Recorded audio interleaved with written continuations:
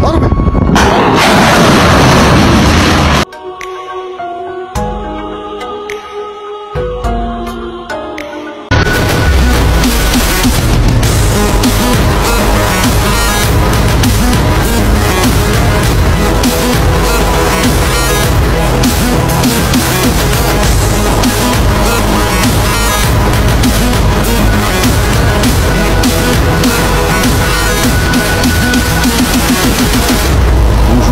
Bienvenue.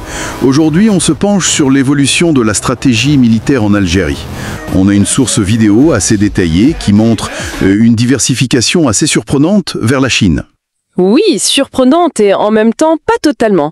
Ça vient s'ajouter à la relation historique avec la Russie, bien sûr. Exactement. Et notre objectif, c'est de comprendre un peu les raisons derrière tout ça, les technologies clés, et puis les implications pour l'Algérie et la région. Bon, alors on décortique ça. Allons-y. Et c'est important de noter, je pense que la modernisation, ça ne touche pas que l'aviation, même si on parle beaucoup des Sukhoi, les Su-35, peut-être les Su-57. Oui, les fameux chasseurs russes. Voilà. Mais ça concerne aussi la marine, les gardes-côtes et surtout les forces terrestres. C'est là que la Chine intervient plus. D'accord. Et tout ça, faut le replacer dans le contexte post-2022, la guerre en Ukraine qui complique peut-être les livraisons russes, et puis l'influence russe qui monte au Sahel, Mali, Burkina, Niger, souvent là où la France et les USA se retirent un peu. Justement, la source met vraiment l'accent sur ce rôle de la Chine, spécifiquement pour moderniser les forces terrestres algériennes. On parle du système SR5 de Norinco. C'est un lance-roquettes multiple, c'est ça C'est ça, un système de lance-roquettes multiple. Norinco, c'est un géant de l'armement chinois. Et ce SR5, il est connu pour sa flexibilité. Flexible, c'est-à-dire il peut tirer différents calibres de roquettes, de 122 mm jusqu'à 300 mm, depuis la même plateforme. Ça, c'est assez polyvalent pour différents types de missions, quoi. Mmh. Mais le truc vraiment nouveau, selon la source en tout cas, c'est l'intégration d'une munition rôdeuse, la Feilong 60A. C'est une sorte de drone suicide, en fait. Ah oui, une munition rôdeuse, donc un drone qui peut chercher sa cible avant de frapper. Exactement.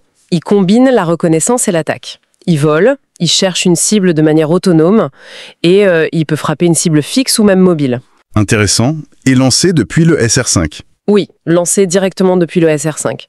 Le système peut en emporter jusqu'à 12 prêtes à l'emploi en configuration double. Donc ça donne une capacité de frappe assez précise, voire de saturation si besoin. Et on a une idée du coût ?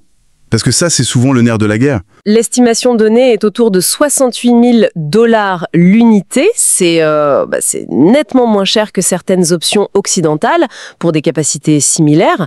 Et apparemment, cette techno a été validée lors d'exercices en Chine fin 2024. D'accord. Mais l'analyse insiste sur un point. Ce n'est pas juste acheter du matériel chinois. Il y a aussi une dimension de partenariat, d'assemblage, voire de fabrication locale. Absolument. Et ça, c'est peut-être le plus important stratégiquement. On parle d'armes légères, de blindés, de munitions. Cette volonté de transfert de technologie et de production locale, c'est... C'est crucial, oui. Oui, c'est crucial. L'objectif, il est double, voire triple. Réduire la dépendance extérieure, bien sûr. Maîtriser la maintenance, le support sur le long terme. Et puis potentiellement développer des choses soi-même plus tard. Avec un impact économique local aussi, j'imagine. Emploi, compétences... Tout à fait. C'est un aspect non négligeable. Emploi qualifié, montée en compétences techniques. Alors si on revient aux objectifs derrière tout ça, pourquoi cette modernisation accélérée avec la Chine maintenant? Et pourquoi ces technologies précises comme les munitions rôdeuses? L'analyse pointe vers un double objectif. D'abord, la dissuasion régionale. Clairement. La source mentionne une volonté de peser face à certains acteurs. Israël et ses alliés sont cités comme rivaux potentiels. D'accord. Dissuasion. Et l'autre objectif? L'autre, c'est d'améliorer les capacités pour la guerre dite asymétrique, contre des groupes armés, pour la sécurité des frontières, qui sont immenses en Algérie, surtout au sud.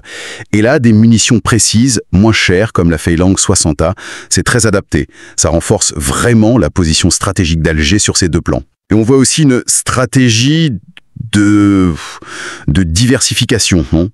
Ne pas tout miser sur Moscou. Exactement. La source souligne bien ça.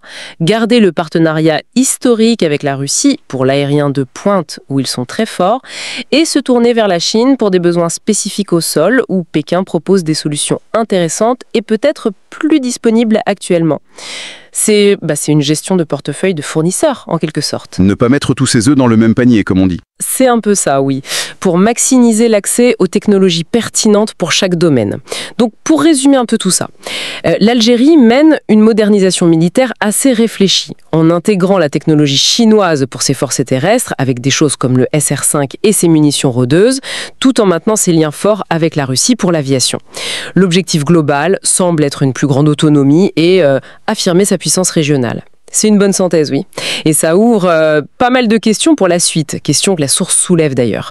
Est-ce que cette montée en puissance est perçue comme purement défensive par les voisins ? Bonne question. Ou est-ce que c'est le signe d'une posture plus affirmée, voire interventionniste dans la région ? Comment les autres vont réagir ? Et l'impact de ces technologies chinoises, notamment les drones suicidaires ? Exactement. Est-ce que ça pourrait redéfinir un peu l'équilibre militaire en Afrique du Nord, au Sahel ? Voilà, ce sont des questions qui restent ouvertes et qui montrent que la situation est à suivre de très très près.